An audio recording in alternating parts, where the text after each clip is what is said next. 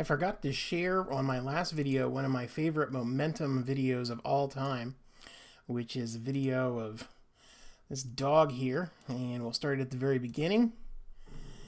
And the owner has a little red ball and kicks it, and the dog attacks and goes flying. And this is a demonstration in momentum here. The dog hits the ball, and the ball will produce a force onto the dog for a period of time that changed the dog's momentum. Of course, the dog had a very high momentum, relatively speaking, because he was really going at it, and collided with the ball. The force of the ball was up, and the dog goes flying into the air, and of course unfazed, unlike me, who would be in the hospital, as he retrieves that. So there's a momentum situation there, changing momentum with a force over a period of time. That's an impulse generated by that red ball. Looking at some problems. This is from your textbook. To me, this is kind of a duh problem. We're dealing with the situation where you got a truck given a velocity, and you have to figure out just what the momentum of the truck is. Not a super useful thing to be able to do, because you really can't do much with momentum per se itself, at least not at this level. How do we set this up? Where you got the mass of the truck, you got the speed of the truck, and so momentum is equal to mass times velocity. So the mass of the truck is, ignore that, 2,250 times the speed of the truck, or the velocity, is 25 meters per second. And when I do that calculation, I got this number here.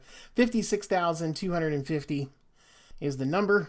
So 56,250. If you remember from our last video, the units are kilogram meters per second. And then since momentum is a vector, because it does have a direction, just being positive tells you it was going in the positive direction, which is the easterly direction. So that's okay. Or you can say east as an indicator of the direction. So that's pretty simple. No problems on that. Now the next two are a little bit more involved. We'll start diving into this. So I went ahead and I wrote down all the information from our problem. We got a mass of the car of 1,400 kilograms, moving westward with a velocity of 15 meters per second. And I should have put in my velocity there as a negative because it is going to the west, and so I should indicate that. I missed that when I was setting up that. The final velocity is 0 meters per second. The time that it's in contact with the utility pole is given as 0.3 seconds. So we are going to be using impulse momentum, F delta t, so we got force times the change in time is equal to mvf minus mvi. So the final velocity is 0 meters per second, so this term goes away. We are looking for F, and so if we just know the mass of the car and the initial speed, we can divide by delta t. And so F is equal to negative. Mass of the car is 1,400. Velocity of the car, negative 15, divided by 0.3. And what kind of an answer do we get? Well, I've already thrown that number in here. And I forgot about the negative 15 when I did that before, so I'll re-enter it here. I'll do an insert. We'll go right over here. We'll do a second delete to insert a negative sign, and all it does is negate the first negative sign out in front, and so it looks like we get a positive 70,000 newtons. If I go in and write that, 70,000, it's a unit of force, newtons. Answer. If you think about it, you got a utility pole. We'll say this is our utility pole. The car is moving this way, so the reason why the answer is positive is because the force of the car, the force of the pull on the car has to be positive. That negative 15 meters per second was telling you the direction of the car, which is going to be opposite the direction of the force of the utility pole onto the car. Because, of course, the force has to be against the motion to slow the car down. Now, the little yellow star is a reminder that I had a second part to this that I discussed, although it's not something we'll necessarily work out. It says, how would you figure out how far the utility pole went into the car? Because obviously the car is going to move, it's going to indent into the car. Can we actually calculate that? We know a time frame, we know an initial, we know a final speed. I mean, all we really have to do is figure out how far the car moves, really.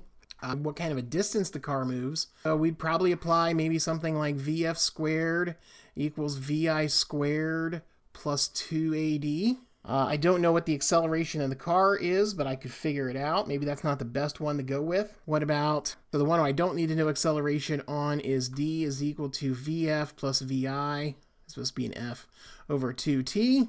And I know everything there. I could probably use that, and I could calculate a distance. So that's kind of like how you would go about doing that if you wanted to calculate a distance. Third and final problem coming up. So once again, I went ahead and I wrote down all of the corresponding information. We have a mass of a car of 2,240 kilograms. It is traveling to the west, so my speeds are -20 for the initial speed and -5 because it's slowing down. The force from the brakes, these forces are to the east to slow the car down, so that has to be positive, 8410. And we have to figure out the time interval, and we have to figure out what the distance is. So we'll attack the first part first. So we got forces and we got changes in time, so we're going to use impulse momentum. So the impulse is equal to mvf minus mvi. And I know the force, I need to find a unit of time. So I'm going to solve this algebraically first. MV, oh, you know what? Let's do this a little bit simpler here. Let's use the eraser tool here. Let's just get rid of the F here. And we'll write that F in here like so.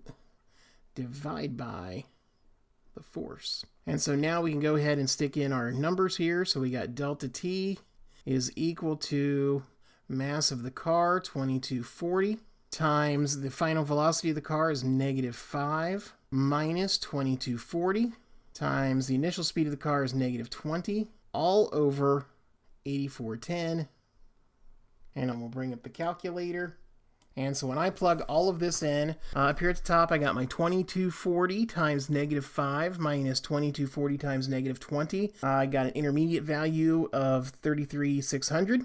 And then we're dividing that by the 8410, and looks like we got a change in time of approximately 4 seconds or so.